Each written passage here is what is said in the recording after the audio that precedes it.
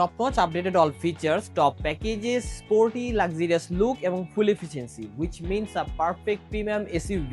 Yes, I am talking about our this unit, which is Lexus NX 300h এফিসোস version. Graphite black কালারের এই lucrative গাড়িটির auction gate 4.5 এবং mileage below 40k। Aggressive লুকের এই গাড়িটির কিন্তু সামনে আমরা দেখতে পাচ্ছি 3 LED headlights, day and lights.